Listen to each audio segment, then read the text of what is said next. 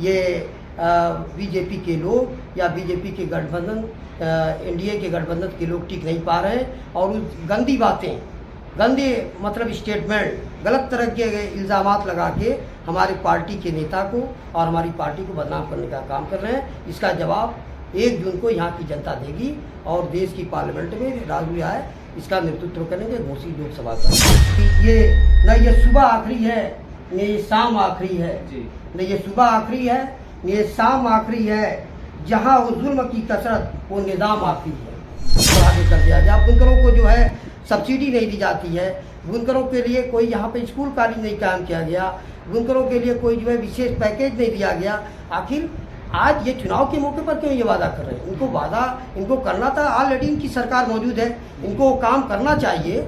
जो बुनकरों को आज ये झूठा वादा कर रहे हैं, वही जुमलेबाजी जो इनके प्रधानमंत्री इनकी पार्टी के लोग करते, वही बातें वो भी कर रहे हैं।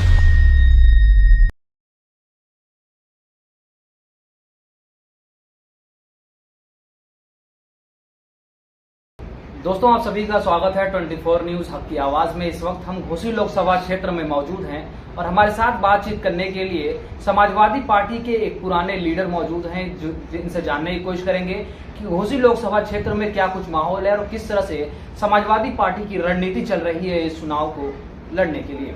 सबसे पहले आपका स्वागत है हमारे चैनल में। 24 के तमाम दर्शकों को मेरी तरफ से मुबारकबाद और आपके चैनल को मुबारकबाद। किस तरह से क्या कुछ चुनाव की रणनीति चल रही है आपकी? हमारी चुनावी रणनीति बहुत अच्छी है और हमारे तमाम जितने कार्यकर्ता पार्टी के नेता हैं वो डोर टू डोर जा रहे हैं। जनता का अपार समर्थन मिल रहा है और जनता हमें जो है हर जगह हमारा खैर मकदम और स्वागत कर रही है, क्योंकि इस सरकार की नीतियों से और सरकार के झूठे वादे और जुमलेबाजी से जनता तंग आ गई है। इसलिए हमारे प्रत्याशी को बड़ा समर्थन मिल रहा है और मुझे उम्मीद है कि पूर्वांचल की ये सीट, ऐतिहासिक सीट से राजू राय बड़े अच्छे वोटों से सफल होकर पार्लियामेंट में पहुंचने का काम करेंगे। जिस तरह से देखा जाए, ओम प्रकाश राजभर लगातार मुसलमान समाज के लोग हैं, उनके बीच में जा करके वो सभा कर रहे हैं, नुक्कड़ सभा कर रहे हैं, तो उसको किस तरह से देख रहे हैं? क्या कुछ उससे हो सकता है? मैं आपसे ये कहना चाहूँगा जी कि ओम प्रकाश राजभर जी दूसरी बार मंत्री हुए इस सरकार में जी, और इसके पहले भी जब घोसी को चुनाव हुआ था विधानसभा का, तो इस क्षेत्र में उन्होंने पड़ाव डाला था और पड़ाव की स्थिति ये हुई थी कि यहाँ की जनता इनके सरकार में जो इनके मंत्री थे, जो चुनाव लड़ रहे थे, दारा सिंह चौहान को किस हजीमत का सामना करना पड़ा कि जनता ने ऊपर चाय फेंका, जनता ने अंडे फेंका, जनता ने ऐसे लोगों को क्षेत्र से बाहर जाने का नारा लगा दिया और एक बदतरीन शिकस्त का शिकार होना पड़ा। और जनता में एक इसके खिलाफ एक बगावती तेवर था कि ऐसे नेताओं को जो विकास के नाम पर लोगों को बेवकूफ़ बनाते हैं और सरकार में रहकर कभी भी अपने क्षेत्र की खैरियत नहीं लेते, जनता के का पुरसाने हाल नहीं होते कि जनता किन परिस्थितियों से गुजर रही है, किन हालात में गुजर रही है, जनता किन दिक्कतों में है, और सिर्फ 5 साल होने पर यह आके झूठा आश्वासन और जुमलेबाजी करके हमारी वोट को लेने का काम करते हैं। इसलिए इनको क्षेत्र से बाहर कीजिए और ऐसे लोगों को जो विकास नहीं करते, विकास के नाम पर ढूंढ रचते हैं, लोगों को बेवकूफ़ बनाते हैं, ऐसे नेता की जरूरत है। नेता तो वो चाहिए जो दुख दर्द में शरीक होता हो। हमारे नेता राजू राय दुख दर्द में शरीक थे। 2014 के चुनाव के बाद लगातार जनता के बीच आते रहे और जनता के दुख दर्द में शरीक थे और उनके हर उस काम में जहां जनता के लिए दिक्कतें पेश आती थी, 2 कदम चलने का काम और उनकी मदद करने का काम करते थे। आज सारी जनता एक पूर्वांचल की सीट पर एक तूफान चल रहा है और जनता इनके साथ है और जनता 1 तारीख का इंतजार कर रही है। वो सुबह है जबकि हम साइकिल के चुनाव चिन्ह पर बटन दबाएं और उन्हें दिल्ली की पार्लियामेंट में भेजने का काम।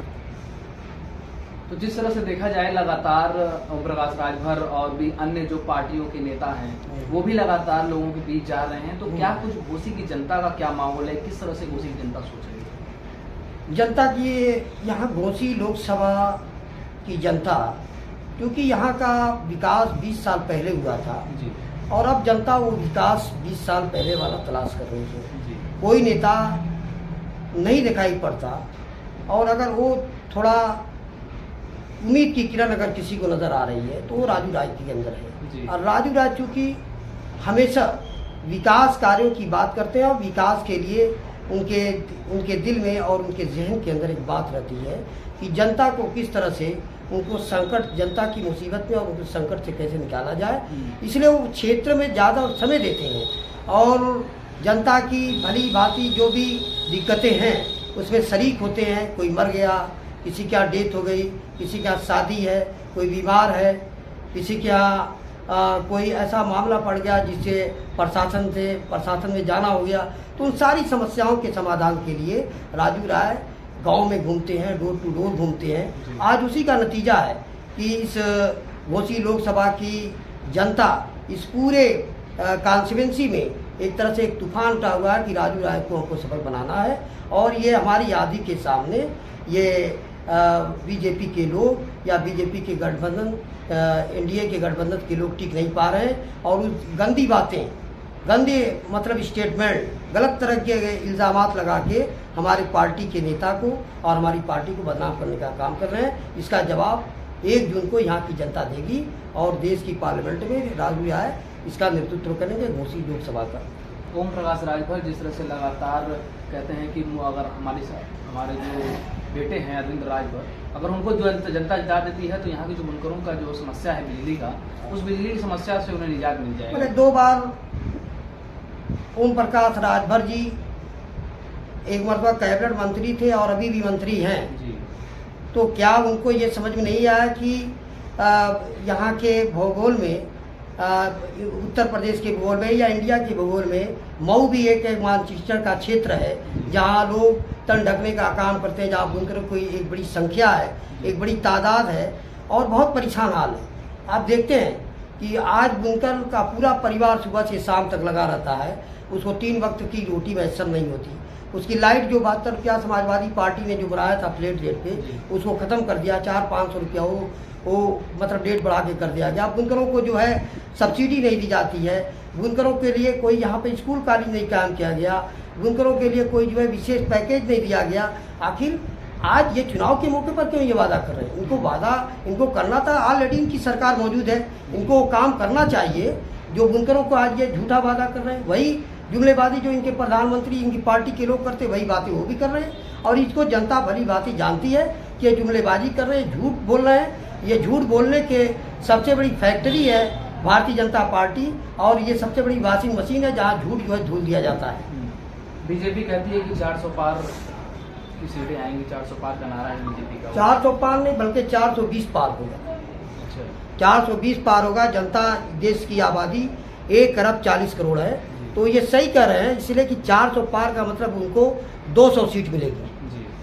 400 पार का ही मतलब होता है 200। आपके जो नेता हैं राष्ट्रीय अध्यक्ष जी अखिलेश यादव जी, वो तो 150 का कहते हैं कि 150 में ही सिमट जाएगी बीजेपी। तो मैं कह रहा हूँ ना कि वो कह रहे हैं कि ये, और हम कहते हैं कि ये पूरे इंडिया का सर्वे बोल रहा है, इंडिया की जनता बोल रही है, इंडिया का जो है जितना चैनल हो ये बोल रहा है, जितने इसके विश्लेषक है वो बोल रहे हैं कि भारतीय जनता पार्टी को 120 से 150 सीट से ज़्यादा नहीं जाएगी। और इसलिए इनकी ज़बान लड़खड़ा गई है, नाजिश खा रही है। ये तरह तरह की जुमलेबाजी कर रहे हैं, झूठ बोल रहे हैं। ये कह रहे हैं, कभी पाकिस्तानी जो है इनको बना रहे हैं, क्या बोलते हैं, गठबंधन के लोगों को, कभी कहते हैं उनसे संबंध है। हम तो कहते हैं कि पीओके की बात अगर करती है सरकार, तो हम कहते हैं कि अगर गठबंधन की सरकार आएगी तो हम चीन और पाकिस्तान से अपनी 1-1 इंच की ज़मीन का हिसाब लेंगे और इसको भारत में शामिल करेंगे। राहुल गांधी ने अपने जो मैनिफेस्टो जारी किया, जिस तरह से उसमें अभी हाल ही में उन्होंने प्रेस कॉन्फ्रेंस की है, तो उसमें उन्होंने बताया कि 1 जून को 8,500 रुपये हर एक नागरिक को मिलेगा। जी, सरकार आने पर हमारी योजनाएं हैं, गठबंधन के सरकार की बहुत योजनाएं हैं। 1 लाख घर के मुखिया को दिया जाएगा सालाना। हमारे दवा, शिक्षा, इलाज मुफ्त होगा। जो वो हैं शिक्षा मित्र हैं वो नियमित रूप से होंगे। जो हमारी ये मैदान में जो हमारी ये बहनें काम कर रही हैं आंगनबाड़ी में, उनकी पे जो है पूरी मतलब दूना की जाएगी। जो ये जो बिजली मिल रही है पूरे इंडिया में, ये 200 यूनिट लोगों को फ्री बिजली दी जाएगी। हमारी तमाम योजनाएं, जैसे 30 लाख नौजवानों को बेरोजगार हैं, 30 लाख नौजवान, 30 लाख यहाँ पे वैकेंसी खाली है इस देश के अंदर, इसलिए सरकार ने भरा नहीं, झूठ बोला। उस वैकेंसी को भरने का काम करेंगे, करोड़ों नौजवानों को रोजगार देने का काम करेंगे। क्या बेरोजगारी नहीं होगी देश के अंदर।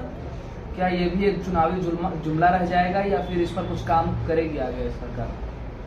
देखिए, हम उत्तर प्रदेश में हमारी समाजवादी पार्टी की सरकार थी और आपने देखा कि जो हमारे नेता ने कहा, बोला अखिलेश यादव जी ने, वो सारा काम करके दिखाया। चाहे लैपटॉप का सवाल हो, चाहे बच्चियों के कन्याधन का सवाल हो, चाहे बुनकरों के फ्लैट रेट पर बिजली देने का सवाल ना हो, चाहे वकीलों के जो है उनका वो भवन बनाने का सवाल ना हो, सारे सवालात कोई एक ऐसा कोई मुद्दा बता दीजिए जिसको हमने पूरा नहीं किया। ऐसे ही गठबंधन में सबसे बड़ी पार्टी के रूप में हम हैं, हम सारा काम करेंगे। वो जो हमने विकास का कार्य किया उत्तर प्रदेश के अंदर, वही इंडिया के अंदर पूरा काम करेंगे।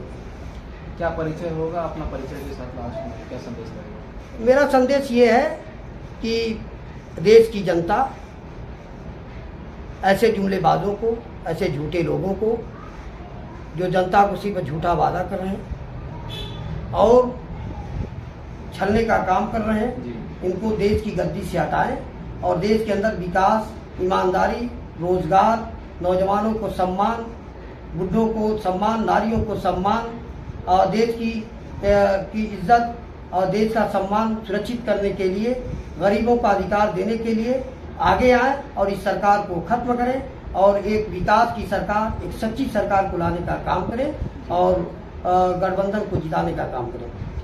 ये हमारे साथ एक शेर के साथ मैं अपनी बात खत्म करूंगा कि ये न ये सुबह आखिरी है न ये शाम आखिरी है, न ये सुबह आखिरी है न ये शाम आखिरी है, जहां वो जुल्म की कसरत वो निजाम आखिरी है। बहुत ही शानदार शेर था। तो ये हमारे साथ इजहारुल हक साहब मौजूद थे। इन्होंने जिस तरह से अपने सारी जो समाजवादी पार्टी और कांग्रेस की जो अलायंस की जो सरकार ये है, जो गठबंधन की जो सरकार बनने वाली है, उसको लेकर के इन्होंने अपने जितने भी बातें को रखा है और किस तरह से क्या कुछ घोषी लोकसभा में माहौल चल रहा है उसके बारे में भी इन्होंने बातों को रखा। और ये समाजवादी पार्टी के कार्यकारिणी के एक सदस्य हैं जिन्होंने अपनी बातों को रखा। इसी के साथ आगे भी हम आपको इसी तरह अपडेट करते रहेंगे। मैं मोहम्मद रिहान, उत्तर प्रदेश मऊ से।